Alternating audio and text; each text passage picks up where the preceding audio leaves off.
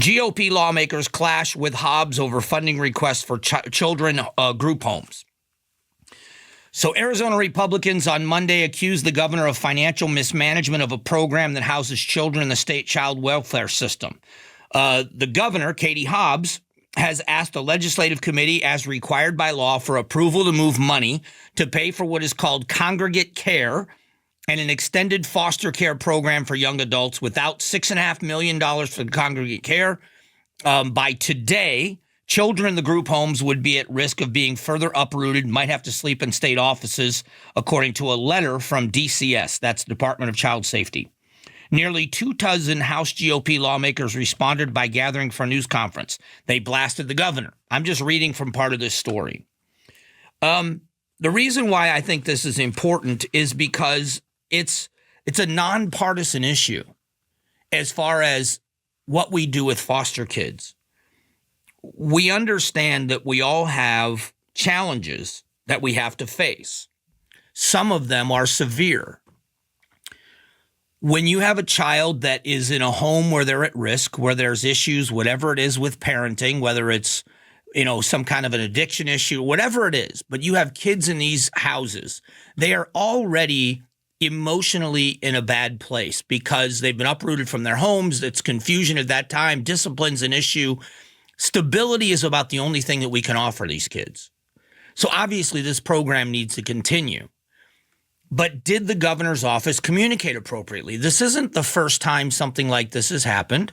And it isn't the first time, like the governor with all the vetoes. And so I'll be honest, I don't agree. Politically speaking, I don't agree with the governor on many issues.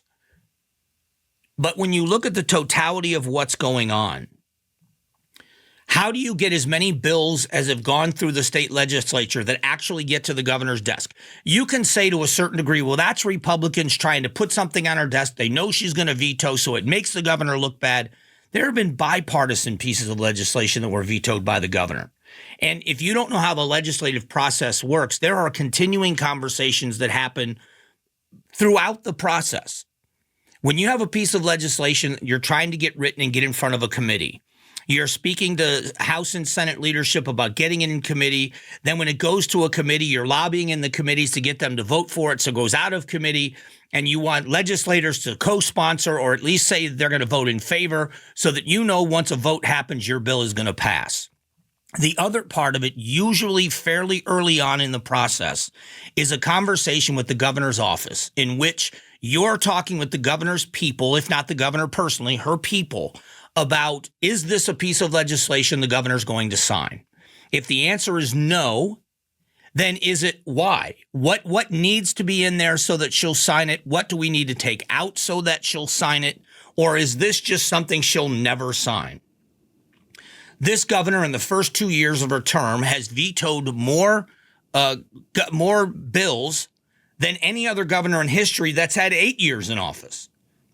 So is there a breakdown in communication? And the reason why this is a big issue is because you are dealing with at-risk kids. Her office says that this is something that happens all the time, and I will tell you that it does, that the way it works out with the governor's budget, to move money, you have to get permission from the legislature and from this committee.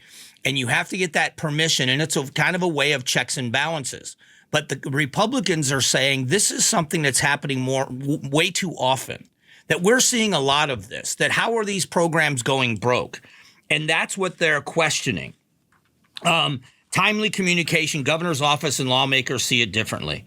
The Hobbs administration did warn lawmakers that congregate care would need more money months ago. Her budget proposal released in January sought an annual $23 million increase and an additional $29 million one-time spending, but the GOP lawmakers said they had no communication or update from the department. We talked with the leader in the Senate, and it was Senator Schampf, and she said there was an email that was sent to nowhere specific that talked about shortfalls, but there was no detail. There was no, my point is, if you're the governor of the state of Arizona and you've got something critical like this that's coming down the road, why are you waiting until the very end to push to make it happen? I'm just asking the question. Thanks for watching the Mike Broomhead Show. Catch up on Amazing Arizonans, a KTAR News podcast, and click the button in the middle to subscribe.